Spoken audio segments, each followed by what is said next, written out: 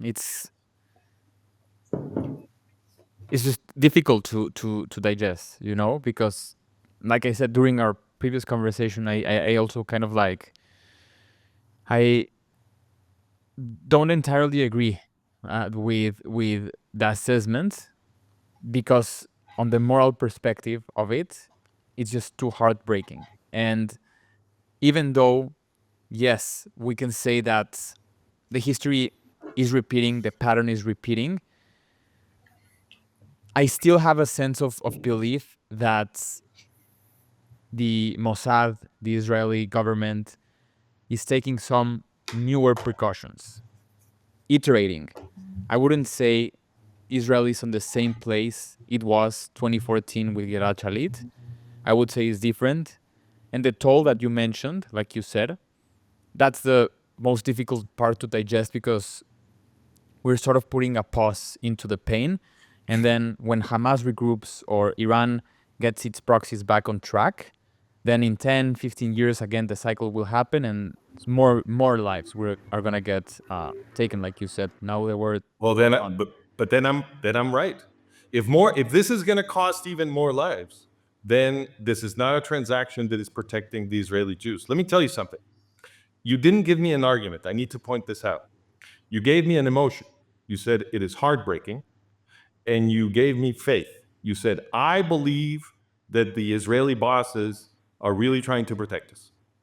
But an emotion and faith are not arguments. That's not how you do ethics.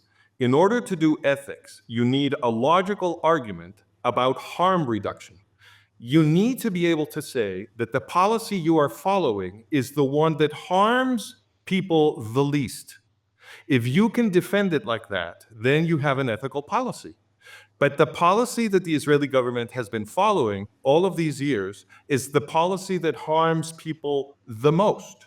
Because if you want to harm people the least, then the educational process that you need to have with the terrorists is one where you teach them that there is zero profit in taking Jewish lives.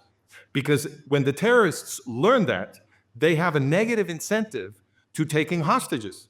If every time they take hostages, they win nothing and they also lose something, then you teach them not to take hostages.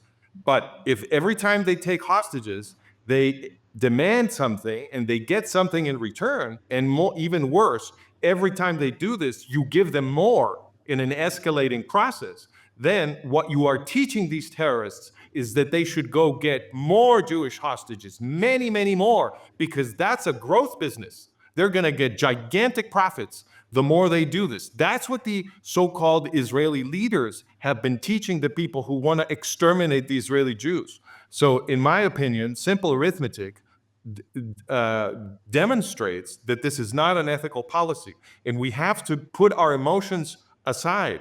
Or maybe we should really recruit our emotions, because the massacres of October 7th and the hostage taking of October 7th are so much worse and so much more heartbreaking than the Gilad Shalit incident, which just involved one person.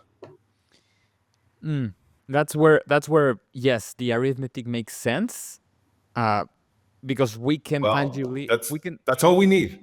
we can tangibly, what I'm trying to say, we can tangibly have the amount of people who were killed and kidnapped. But the intangible part that I'm thinking of, not the emotional one, but it's priced in the emotions, but not of myself, but Yeah. of the country as a whole, of Israel and of Jewish people as a whole, the emotional toll it takes on the people, knowing that there are several hundred hostages, including babies, locked, Right. being held hostage. So Right, that's more. the choice is not between giving the terrorists what they want and doing nothing. That's not the choice.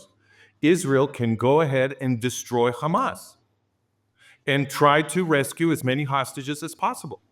And that's something that we can do for the hostages. But what we shouldn't do is negotiate with terrorists, because when we do that, we produce more hostages. And that's not fair to the hostages of the future.